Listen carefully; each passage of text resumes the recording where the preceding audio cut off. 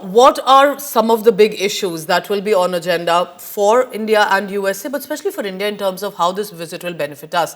Remember that strong bilateral trade will be the big focus. United States of America, you should know, is India's largest trading partner, and therefore trade remains our top priority. This is where the whole tariff issue comes in. $118 billion bilateral trade was done in 2023-24. This is why when the tariff issue will come in, the disputes of Trump against India's tariff rate. He's called India as one of the biggest abusers when it comes to the trade industries.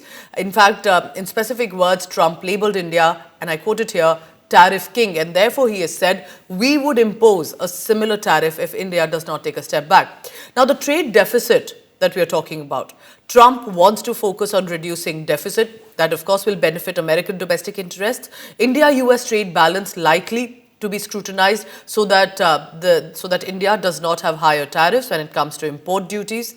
And this is when, remember, India-US expected to explore more phasing out of import duties. And if you listen to the budget carefully, there were some sectors in which the import duties were reduced by a considerable margin.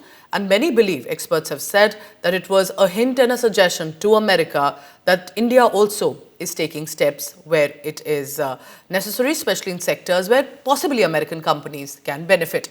But then comes in the defense aspect. These days, remember, defense is the biggest issue between any nation, and the collaborations India has been indulging in. $1.9 billion integrated air defense weapon system, military hardware, services worth $90 million. 24 multi-role helicopters for the Navy are in the pipeline, and these are some of the deals that will be discussed. There are 6 attack helicopters for the Army, 72,000 assault rifles. India has been a big importer when it comes to American arms and ammunition, but this will all have to be, of course, put in consideration.